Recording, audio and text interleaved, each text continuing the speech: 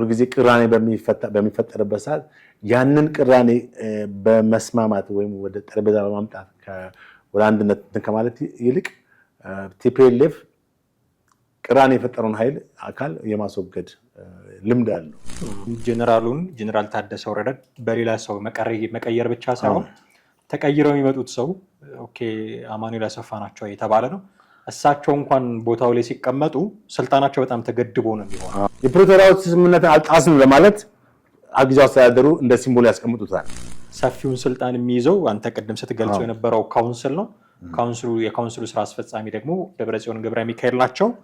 በሌላ አነጋገር ክልሉን የሚመሩት ደብረጽዮን ገብረ ሚካኤል ይሆናሉ ነውና አቶ አማኑኤል ምንድናቸው ማለት ነው? በዚህ አንፃር ስልጣናቸው በጣም የተገደበ ነው። እንደ ሲምቦል ናቸው። ተስማምተውበታል። እሳቸው ተስማምተውበታል። እንደ ሲምቦል ናቸው። አቶ ጌታቸውንም ሲመርጡ ታደሰ ወረደንም ሲመርጡ ግን የህወሓት ፍላጎትም ታይቶ ነበር። አሁን ግን የጠቅላይ ሚኒስትሩን ፍላጎት ጭራሽ እንደምንም እንደሌለ ቆጥረው እከሌ የሚባል ሰው መርጠዋል። ስለዚህ ምንድነው የሚያደርጉት? የንግስና ቅባት የማስቀባት ስራ ብቻ ነው በጠቅላይ ሚኒስትሩ ሊያሰሩ የሚፈልጉት። ቲፒኤልኤፍ በምርጫ ቦርድ የተሰረዘ ፓርቲ ነው አይደል እንዴ? ግን እንደተሰረዘ አይደለም አሁን ኤክሰርሳይዝ አክት እያደረገ ያለው ክልሉን እንደሚመራ።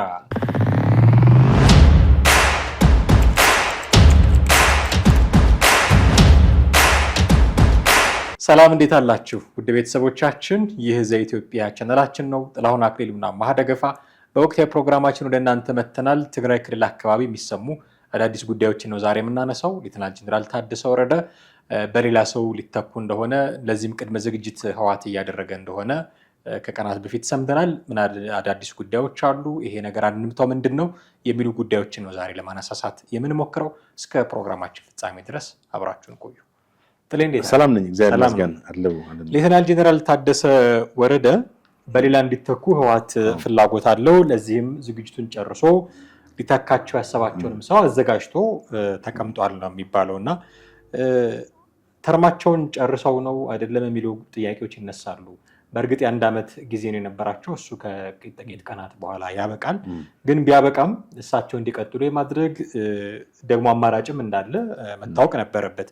ነገር ግን እጩ መርጦ አስቀምጦ እንደውም አንዳንዶች ጌታቸው ረዳ ላይ የተደረገው ነገር ነው ታደሰ ወረደ ላይ የተደረገ ያለ የሚል ግምገማም ጭምር አላቸው እና እጩ መርጠው ጨርሰው ታደሰ ወረደን ከዚህ ቦታ ገለል ለማድረግ ህወሓቶች እንቅስቃሴ እያደረጉ እንደሆነ ነው የተሰማው። እንዴት ነው መንገመገው? እንግዲህ ትክክል በአንድ በኩል እንደተባለው የጌታቸው ረዳ አይነት ጣፈንታ ነው የገጠመው የሚል ነው። ጀነራል ታደሰ ወረደን አንድ ዓመት ነው ናቸው። ምናልባት ጊዜያዊ አስተዳደሩ ስንት ነው? 2 ዓመት ነው የሚሆነው።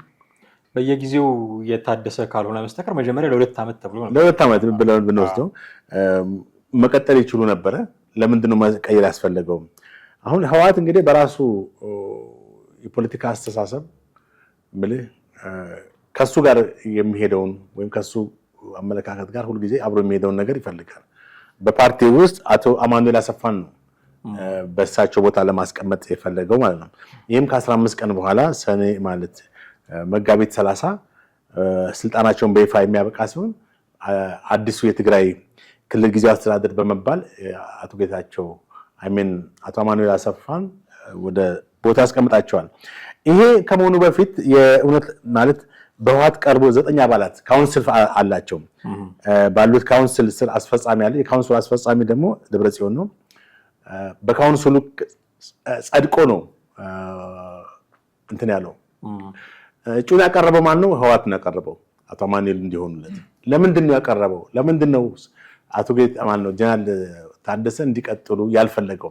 ይሄ እንግዲህ በህወሓት ውስጥ ሁሉ ጊዜ ቅራኔዎች ይኖራሉ። የአመለካከት ቅራኔዎች ይኖራሉ። ያን አመለካከት ቅራኔ ኮምፕሮማይዝ በማድረግ ከማለፍ ይልቅ ቅራኔውን የፈጠረውን ኃይል የማስወገድ የፓርቲው የቆየ ልምድ አለ እና አዲሱ ተሿሚ ስልጣናቸውን እንግዲህ በመጋቢት 30 ይረከባሉ።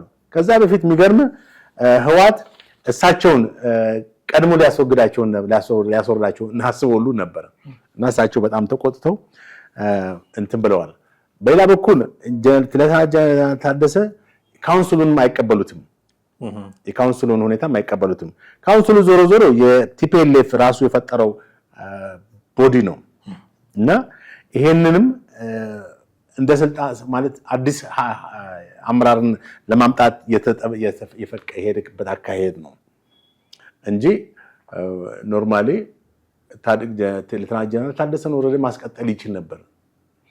እንግዲህ ቅድም እንዳልኩ ሁልጊዜ ቅራኔ በሚፈጠርበት ሰዓት ያንን ቅራኔ በመስማማት ወይም ወደ ጠረጴዛ በማምጣት ወደ አንድነት ከማለት ይልቅ ቲፒኤልኤፍ ቅራኔ የፈጠረውን ኃይል አካል የማስወገድ ልምድ አለው። ከዚህ አንጻር ነው ጀነራል ታደሰን እንትን ያላቸው። ምክንያቱም ለምንድነው እንደዛ አልኩት? ቲፒኤልኤፍ ጫካ ያለ 1977 ዓመተ ምህረት ማሌሊት በሚለው እንትን ውስጥ ያልተስማሙት አረጋዊ በርሄ እና ሌሎችም እነ ኢንጂነር ግደይ ጸራጽዮን የመሳሰሉት ይህን ተቃውሞ ነበር። ፓርቲው ወደዚህ ወደ እንትን በመምጣቱ የብሔርተኝነት አቋም ሲፈጥር ተቃውሞ ነበር። ማርክሲዝም ሌኒኒዝም ትግራይ የሚል ርዕዮተ ዓለም ይዘው ሲነሱ በዚህ ጊዜ እናቶ መለስ እንትናን ቀስ ብሎ መረብ ውስጥ ማለት ወጥመድ ውስጥ አስገብተው እንዴት እንደሚያስወግዷቸው ነበር የሸረቡላቸው። ከዛም በዚህ ፖለቲካ ሴራ ከፓርቲው ውስጥ 1980 ዓመተ ምህረት መሰለኝ እንዲወገዱ አደረጉ። እነሱም ጥለው አገር የመውጣት ሁኔታ ተፈጠረ። ከዛ በፊትም እንደዚህ ጠልፈው የጣሏቸው ብዙ የፓርቲው የኋላ ታሪክ ያሳያል። አሁንም ይሄ ትሬንድ አለ ፓርቲው ውስጥ ይሄን አለ እና የፓርቲውን ፓርቲውን የሚያዩበት ሁኔታ ከባድ ነው። ህዋቶች ማለትም እንግዲህ እነሱ ህዝባዊ ነው ብሎ የሚያስቡት ፓርቲው ለትግራይ ህዝብ የቆመ የትግራይን ህዝብ ነፃነት፣ አንድነት፣ እኩልነት እና የሚያስጠብቅ እንደሆነ ነው የሚያስቡት።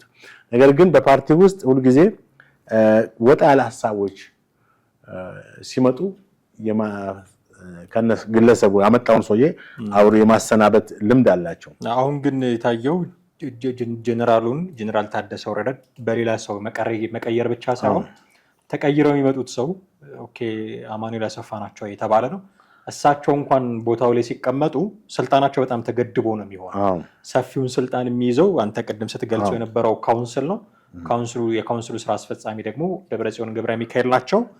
በሌላ አነጋገር ክልሉን የሚመሩት ደብረጽዮን ገብረ ሚካኤል ይሆናሉ ነው እና ይሄ የሚመረጠው ስራ አስፈጻሚ በሌተናል ጀነራል ታደሰ ወረዳ ቦታ የሚመጣው ስራ አስፈጻሚ የዕለት ተዕለት ስራዎችን እንዲሰራ ብቻ ነው የሚደረገው። ከዛ ውጪ የፖለቲካ፣ የዲፕሎማሲ፣ የጸጥታ፣ የኢኮኖሚ ጉዳዮችን በሙሉ የሚያከናውነው ግን ካውንስሉ እንደሆነ ነው የተገለጸው በመረጃው መሰረት።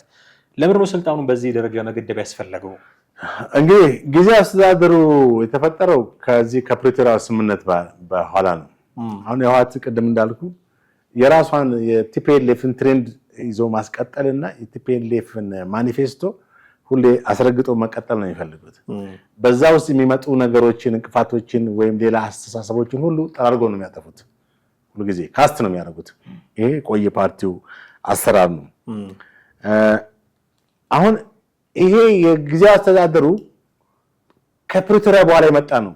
እንደ አርቲፊሻል ነው የሚቆጥሩት እነሱ። የፕሪቶሪያው ስምምነትን አልጣስንም ለማለት ጊዜያዊ አስተዳደሩ እንደ ሲምቦል ያስቀምጡታል። መደበኛ ማለት ከህዝብ መሰረታዊ አገልግሎት ጋር የተገናኙ ተራ ጥያቄዎችም ተራ ነገሮች ጋር ፈንክሽን እንዲያደርግ እንዲሰራ ነው ስልጣን ያለው እንጂ ስልጣኑ ከፍ ያለ አይደለም። ሊሚትድ ነው። ሊሚትድ ኦቶሪቲ ነው ያለው እና በዛ ሊሚትድ ነው ኦቶሪቲ ነው ኤክሰርሳይዝ የሚያደርገው። እንደ ጸጥታ ጉዳይ፣ ፖለቲካና ኢኮኖሚ የመሳሰሉት ክላስተሮች ካውንስሉ ቀደም ብሎ በመደባቸው ኮሚቴዎች ነው የሚካሄደው። ኮሚቴውም ተጠሪነቱ ለካውንስሉ ነው። የኮሚቴው የተለያየ እንትኖች አሉት። አሁን አቶ አማኑኤል ምንድናቸው ማለት ነው? በዚህ አንጻር ስልጣናቸው በጣም የተገደበ ነው። እንደ ሲምቦል ናቸው። ተስማምተውበታል። እሳቸው ተስማምተውበታል። እንደ ሲምቦል ናቸው። የተስማሙበት ምንድነው? እንግዲህ የቲፒኤልኤፍን ትሬንድ የሚቀበሉ መሆናቸው ስላመኑበት ነው እዛ ቦታ ላይ እንትን። ግን ይሄ የጊዜያዊ አስተዳደሩ የክልሉ ጊዜያዊ አስተዳደር ከፕሪቶሪያ ስምምነት በኋላ የመጣ ነው። በዚህ በፌደራል መንግስት እንደተፈጠረ ነው የሚያስቡት። ያው ነው ኦፍ ኮርስ ነው አይደለ? አቶ ጌታቸውም በዛ ውስጥ ሆኖ ነው ለ2 ዓመት ምናምን ክልሉን ሲመሩ የነበሩት። እንግዲህ አቶ ጌታቸው በዛ ቦታ ላይ ባሉበት ሁኔታ ህወሓት ይዛ የመጣችው ትሬንድ ይዛ የመጣችው ልምምድ የሚቃረን ስለመሰላቸውና ስለሆነባቸውም የአቶ ጌታቸውን ከፓርቲው እንዲገለሉ እንዲባረሩ ጭራሽ ክልሉን ጥለው እዚህ መሀል ሀገር እንዲመጡም የተደረገበት ሁኔታ ከዛ ነው። አሁን ሊሚትድ ያደረጉበት ዋነኛ ምክንያት ቲፒኤልኤፍ አሁንም እንደፈለገ ኦቶሪቲውን እንዲጠቀም ነው። እንደፈለገ በካውንስሉ ጀርባ ሆኖ ኦቶሪቲውን ያለውን ስልጣን እንዲጠቀም ነው። ለምሳሌ ከፌደራል መንግስት ጋር አንገብጋቢ የሆኑ ጉዳዮችን የክልሉን የጸጥታ ጉዳይ፣ የኢኮኖሚ ጉዳይ፣ ሌሎች ምስጢራዊ በቃ የፓርቲውን ህልውና የሚያስቀጥሉ ነገሮች በራሱ በቲፒኤልኤፍ ውስጥ እንዲሆን ነው እንጂ አሳልፈው አልሰጡም። ገብቷል። አሁን ምንድነው እነሱ ስጋታቸው?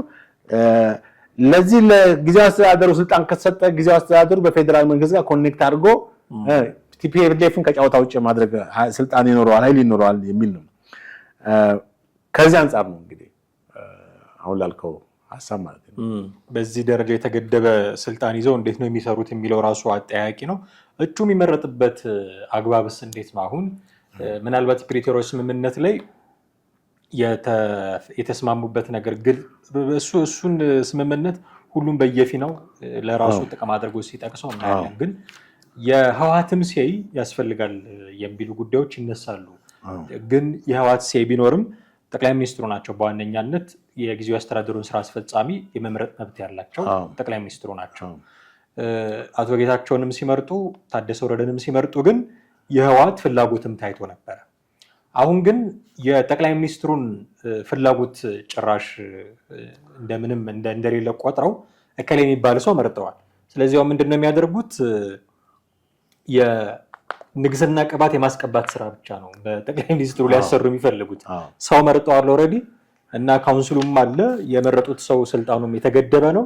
ጠቅላይ ሚኒስትሩ ጋር ወስደው ብቻ ይሁን ብለው እጅ ጭነው እንዲሾሙላቸው ካልሆነ በስተቀር ጠቅላይ ሚኒስትሩ የእጩ የስራ አስፈጻሚን በመምረጥ ሂደት ውስጥ ምንም አይነት አስተዋጽኦ እንዳይኖራቸው የሚያደርግ ነው። ግን ይሄ አግባብ ነው ወይ? ህጋዊ አሰራር ነው ወይ? መፈተሽ ያስፈልጋል። ህጋዊ አሰራርም አይደለም። እንኳን አሁን እኛ ህጋዊ ነው ህጋዊ አይደለም ብለን እንኳን ባንፈር ሌተና ጀነራል ታደሰ የካውንስሉን ስልጣን ተጠያቂነት እና ተጠሪነት ህጋዊነት ህጋዊ አይደለም ብሎ ነበር። አሁን ምንድነው የምትመለከተው? በነ ደብረጽዮንና በነ ጀነራል ታደሰ ወረደ መካከል ከባድ ቅራኔን መፈጠሩን ትመለከታለህ። አንደኛ እነ ደብረጽዮን የፈጠሩት ካውንስልን ጀነራል ታደሰ አልተቀበሉትም። እሳቸውን ቀድሞ ነው እንዲወርዱ ያሏቸው። እንግዲህ አስብ፣ ተርማቸው በ30 ላይ በፊታችን ግንቦት መጋቢት 30 ወይም ከ15 ቀን በኋላ ማለት ነው ስልጣን እንዲለቁ ነው። ግን ቀድሞ እንዲለቁ ሁሉ ጠይቋቸው ነበር። በጣም ክብረ ነክ ነው ብለዋቸዋል። አሳፋሪና ክብረ ነክ ነው፣ እንዴት እንደዚህ ታደርጋላችሁ በሚል ተቆጥተው ምን ላይ ሰጥተዋል። ከአንዳንድ እንግዲህ የዜና መረጃዎች እንዳየ ነው ማለት ነው። ስለዚህ አሁን የካውንስሉ ማለት አንተ እንዳልከው የጊዜያዊ አስተዳደሩን የመሾም ስልጣን የነበረው ጠቅላይ ሚኒስትሩ ናቸው። ጊዜያዊ አስተዳደሩ ከፕሪቶሪያው ስምምነት በኋላ በፕሪቶሪያው ስምምነት መሰረት እንግዲህ ፕሪቶሪያው ስምምነት ሲባል በሁለቱም በጦርነት ውስጥ በነበሩት በፌደራል መንግስትና በኢትዮጵያ ፌደራል መንግስት መከላከያና በቲዲኤፍ መካከል የነበረው ጦርነት በተኩስ አቁም እንዲካሄድ፣ በሁለተኛ ደረጃ ትጥቅ እንዲፈቱ፣ ሶስተኛ ደረጃ ተፈናቃዮች ወደ ስፍራቸው እንዲመለሱ፣ ሌሎች የኢትዮጵያ ፌደራል መንግስት ህጋዊና ሉዓላዊ መንግስት መሆኑን አምኖ እንዲቀበል፣ ህጋዊ መንግስት ሉዓላዊ መንግስት አይደለም ብሎ ነበር ጦርነት የከፈተው። ለዛ ነው እኮ አሁን ይሄ ሁሉ እሺ ብሎ ተቀብሏል። እንደውም ጠቅላይ ሚኒስትሩ እዚህ እንደሆነ በድላሽ አትም ብለናል የፕሪቶሪያውን ስምምነት ብለው ህዝቡ ሁሉ በእንትን ብሎ ተቀብሎታል። አሁን ይሄ ስልጣን አሁንም የጠቅላይ ሚኒስትሩ ነበረ።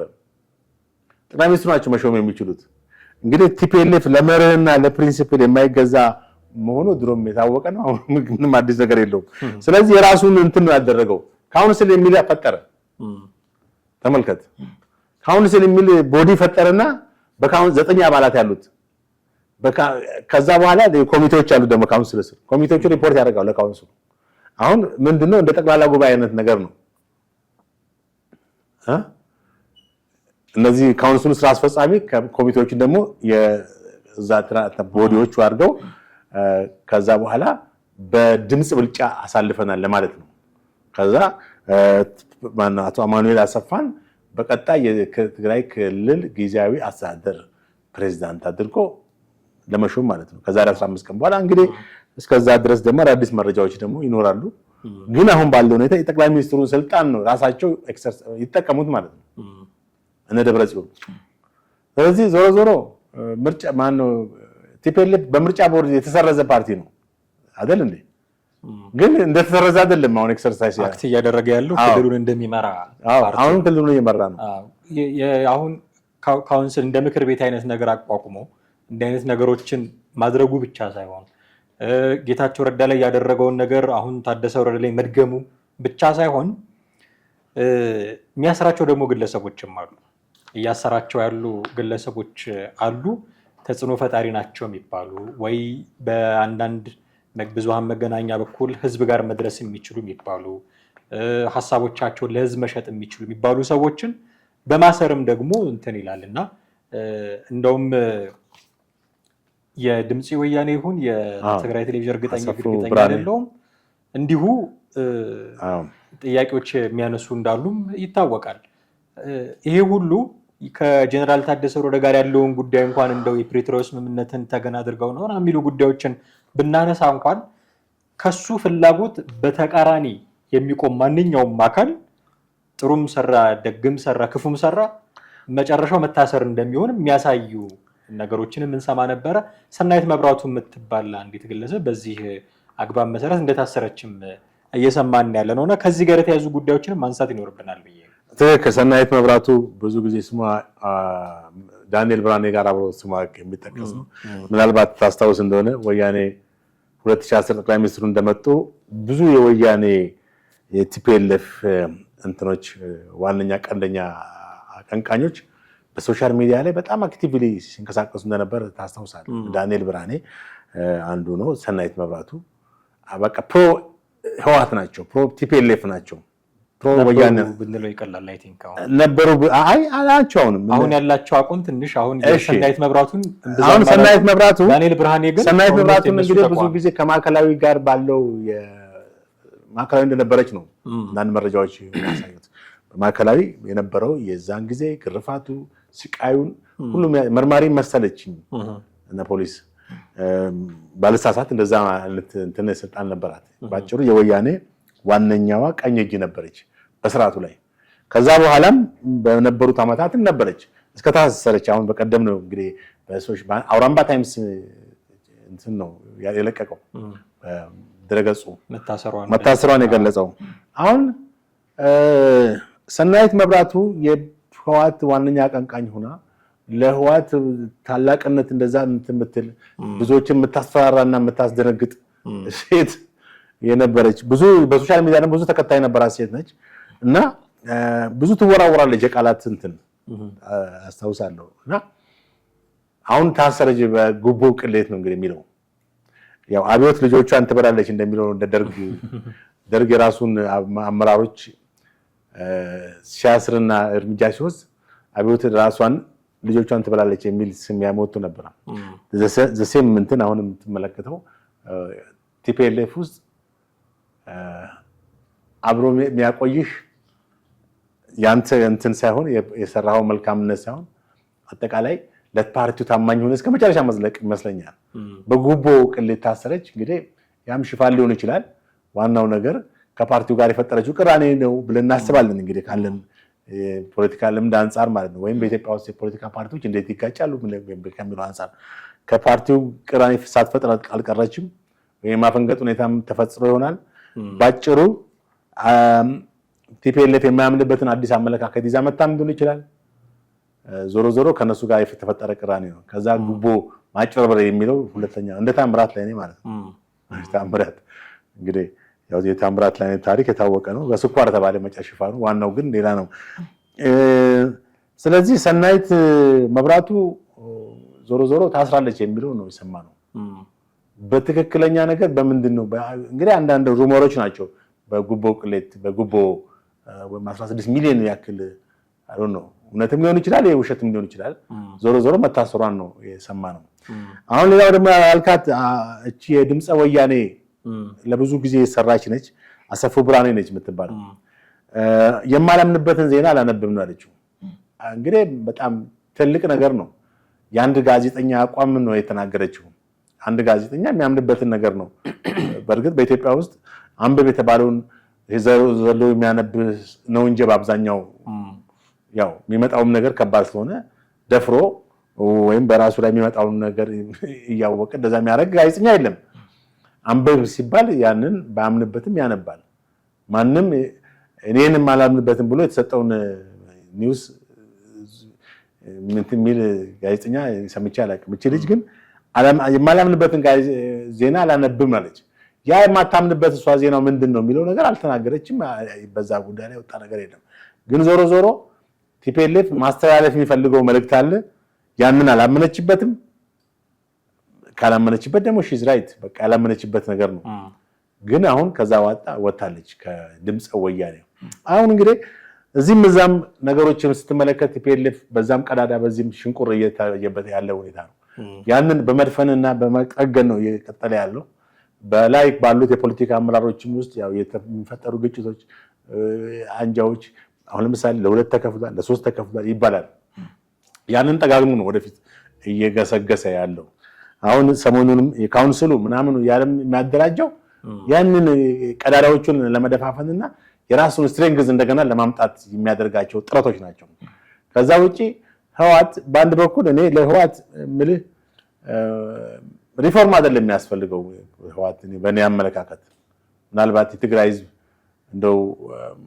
በጣንክሮ እንትን ቢል ቲፒኤልኤፍን እስከ ወዲያኛው ማሰናበት ከቻለ ጥሩ ነው መልካም ምክንያቱም ትግራይ ሰላም የምታገኘው ህዋት ሲጠፋላት ብቻ ነው ብዬ አስባለሁ አሁን ያነሳናቸው ነገሮች እንደማጠቃለያ እንዲሆነ ከጀነራሉም ጋር ተያይዞ ከድምፀ ወያኔ ሰራተኞችም ጋር ተያይዞ አሁን ታሰረች ከተባለችም ጋር ተያይዞ ያሻውን ነገር እያደረገ ነው ያለው ህዋት ይሄ ነገር እስከ መቼ ነው የሚቀጥለው የሚለው ነገር አሁን መነሳት መቻል አለበት ብዬ አስባለሁ ምክንያቱም ትግራይ ክልል እንደ ክልል የኢትዮጵያ አካል ነው ክልል ነው ህዝቡም የኢትዮጵያ ህዝብ ቁጥር ነው የኢትዮጵያ ህዝብ ቁጥር አሁን ይቆጠር ቢባል እሱም ተጨምሮ ነው ይሄን ያህል ሚሊዮን ደረሰን የሚባለው ስለዚህ ማን ነው የሚደርስለት ይሄ ህዝብ አሁን ፓርቲ አይደለህም በተባለ ፓርቲ ነው እየተመራ ያለው ለንግግሩ ሁሉ በሚያስቸግር ሁኔታ ፓርቲ አይደለህም ህጋዊ ሰውነት የሌለው ፓርቲ ማለት ነው በእንዲህ አይነት ሰዎች እየተመራ ነው ያለው የዲሞክራሲ መብቶችን ኤክሰርሳይዝ እያደረገ ያለ ክልል አይደለም ስለ ምርጫ በሌሎች አካባቢዎች እንሰማለን እዛ ምንም ነገር ነው የማንሰማው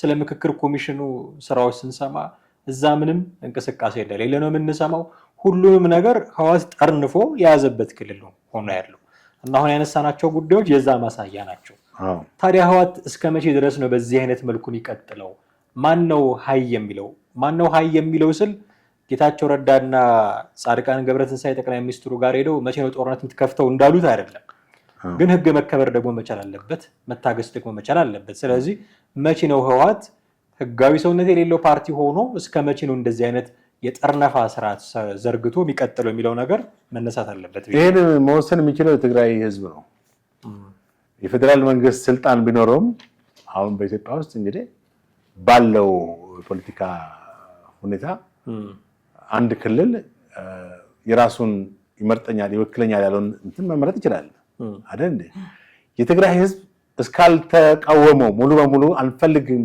ብሎ አንቀው እስካልተፋው ድረስ ህዋትን ምንድነው ፓራሜትራችን መቃወም አለመቃወም የሚቃወም አለ በእርግጥ የሚቃወም አለ ግን ሙሉ በሙሉ ምን ያክል ፐርሰንቱ ነው የሚቃወመው በፐርሰንት ስታስቀምጥ 50% የትግራይ ህዝብ ይቃወማል ወይ ህዋትን 60% ነው የሚቃወመው 70% የሚለውን ያንን ማወቅ ያስፈልጋል የሚቃወመው መጠን ምን ያክል ነው የሚቃወሙም አሉ ለምሳሌ አድግራት በአብዛኛው ተቃዋሚ አለ ተንቤን የሚባለው ቦታ ላይ በአብዛኛው ተቃዋሚ ኢቭን መቀሌም ብዙ ተቃዋሚዎች አሉ የነሱ ዋናው ግንዳቸውና ስራቸው የተተከለው አድዋ ላይ መሰለኝ አድዋ ላይ ከፍተኛ ዋናዎቹ የቲፒኤልኤፍ አመራሮችም ከአድዋ የመጡና የዋንዳ አካባቢ ሰዎች አንድ መንደር አካባቢ ሰዎች ናቸው እንግዲህ የሚባለው አይደል የስባት ዳይናስቲ ነው የሚባለው አሁንም የእንትን ልጅ የአክስት ልጅ በሚስት በምናምን በአማች ተሰባስበው ነው ፓርቲውን እየመሩ ያሉት ስለዚህ በቃችሁ ሊል የሚችል የትግራይ ህዝብ ነው ማን ይችላል እንግዲህ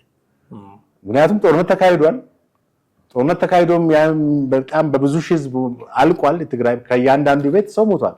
2 3 4 5 ወጣት ሞቷል። ከቤት ውስጥ ህፃናቶች ሳይቆሩ ሞተዋል። በጦርነት ህፃናቶችን አሰልፎ ነበር። እንግዲህ ከዚህ በኋላ ምንድነው የሚጠብቀው የትግራይ ህዝብ? ልጁን እስከመገበር ድረስ አንደኛ በአጠቃላይ ቲፒኤልኤፍ ወደ 40 ምናምን ዓመት ነው በስልጣን ላይ ያለው ብለን እናስብ። በስልጣን ላይ ያለው ማለት ምንድነው? ከተቋቋመ ጀምሮ 1967 ነው የተቋቋመው። ከ67 ጀምሮ የትግራይን ህዝብ ሲገብር ነበር። የትግራይ ህዝብ ልጆችን ሲገብር ነበር የኖረው። በ17 ዓመት የደርግ ጦርነት ትንሽ እፎ ያለው 27 ዓመት ነው ብለን እናስብ። በዛም እኮ ባይሞትም የትግራይ ህዝብ ኢኮኖሚ ተጠቃሚ አይደለም። የሀገሪቷ ማህበራዊ መሰረት የለውም። በኑሮ ላይ በጣም የተቸገረና በጉስቁልና የሚኖር ህዝብ ነው። ኢቭን እኔ አሁን መቀሌ ዛሬ ስንት ዓመት እንጂ በአብዛኛው በባዶ እግር የሚሄዱ ሰዎች ናቸው የምትመለከተው። መቀሌ ቤት ስትገባ ነው በቃ ጫማ ያለውና ምናምን የምታየው እንጂ ይሄ ኮረም ምናምን አላማጣ ምናምን አልፈስበት ያሉት ትናንሽ ከተሞች ሁሉ በባዶ እግር የሚሄድ ምስኪን ሰው ታያለ። ረጅም ርቀት ሄዶ ውሃ ያመጣ ሰው ታያለ። በጣም የተጎሳቆሉ እናቶችን ታያለ። በጣም የደከሙ ሰዎችን ታያለ። አሁን ያን ህዝብ ነው እንግዲህ ቲፒኤልኤፍ ህወሓት ይመራና ተጠቃሚ ያደርገዋል። መቼ ነው የሚጠቅመው? ምንም አይጠቅመውም። ስለዚህ የትግራይ ህዝብ ነው አሁንም በቁርጠኝነት ተነስቶ በቃችሁ ሊል የሚችለው። ከዛ ውጭ ማን? ኢትዮጵያ ፌደራላዊ መንግስት አሁን እንደገና ወደ ጦርነት ሊገባ መሆን አይችልም።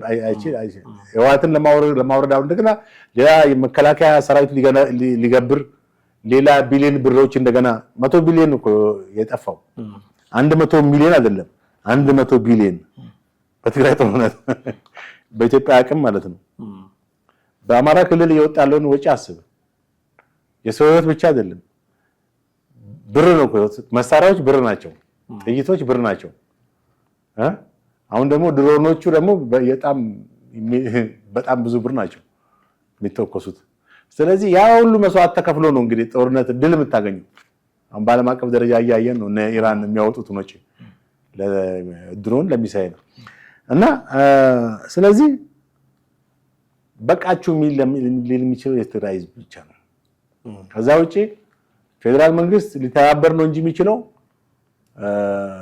አሁንም እንደገና ወደ ላይ ዙር ሶስተኛ ነው አራተኛ ዙር ጦርነት ውስጥ ገብቶ አዋጭ አይደለም። በጣም አድርጌ አመሰግናለሁ ጥሌ። ውድ ቤተሰቦቻችን እናንተም ከኛ ጋር ነበራችሁ ቆይታ እጅግ አድርገን ነው የምናመሰግናችሁ። የዛሬው ፕሮግራማችንን እዚህ ላይ እናበቃለን። ጥላሁን አክሊሉና ማረገፋ ከእናንተ ጋር ቆይታ አደረግን። ሀሳብ፣ አስተያየት፣ ጥያቄ ካላችሁ በተለመደው መንገድ ልታደርሱን ትችላላችሁ። የዛሬውን አበቃን። በሚቀጥለው ፕሮግራም እንጠብቃችኋለን። ጤና ይስጥልን።